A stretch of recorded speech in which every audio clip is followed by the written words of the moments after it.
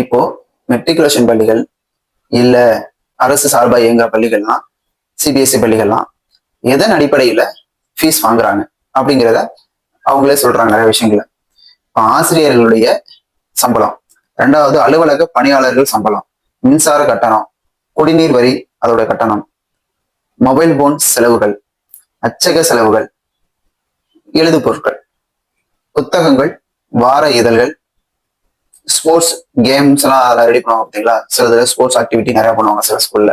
அதற்கு அப்புறம் விளம்பர செலவுகள், மருத்துவ செலவுகள், ஸ்மார்ட் கிளாஸ், மாடர்ன் டெக்னாலஜி இதெல்லாம் யூஸ் பண்றது மாதிரி இருந்ததுன்னா அதற்கும் சேர்த்துதான் அவங்க பணம் வாங்குற மாதிரி விஷயங்களை சொல்றாங்க. அதுக்கப்புறம் வளாக பராமரிப்பு, தோட்ட வேலை, தூய்மை பணிகள், சுகாதார செலவுகள், பாதுகாவலுடைய ஊதியம், இது மொத்தம் ஒரு 5 லட்சம் உதாரணத்துக்கு. அது மாதிரியான விஷயங்களை சொல்றாங்க.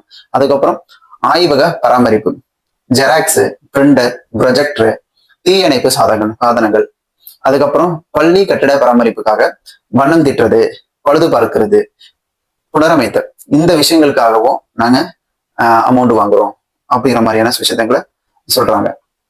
இப்போ கல்வி கட்டணம் எவ்வளவு ஒரு ஆவரேஜா அப்ராக்சிமேட்டா அப்படின்னு பார்த்தா, மொத்த செலவு இந்த எல்லாத்துக்குமே சேர்த்து மொத்த செலவுகள்னு பார்த்தா 3,11,68,114.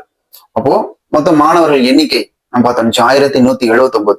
அப்போ சராசரியாக ஒரு மாணவருக்கு 26,436 வருது. அப்படி இருக்கும் பொழுது நாங்க செலவு காசு வாங்குற அமௌண்ட் அவங்க சொல்ற கணக்கு இதுதான். அப்படி இருக்கும் பொழுது நாங்க எல்கேஜி யூகேஜிக்கு 28,800, 1 முதல் 5ஆம் வகுப்பு வரை 30,000 ரூபாய், 6ஆம் வகுப்பு முதல் 8ஆம் வகுப்புகள் வரை 32,670, 9ஆம் வகுப்பு முதல் 9 அண்ட் 10ஆம் வகுப்புக்கு 34,485, 11 to 12 36,300 இது வருடத்திற்கு.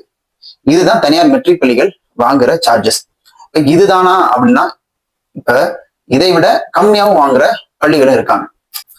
இந்த இதெல்லாம் பொறுத்துதான் அந்த ஸ்கூல் மாணவர்களுக்கு ஒரு அமௌண்ட்டை நிர்ணயம் பண்றாங்க மெட்ரிகுலேஷன் ஸ்கூல்லாம்.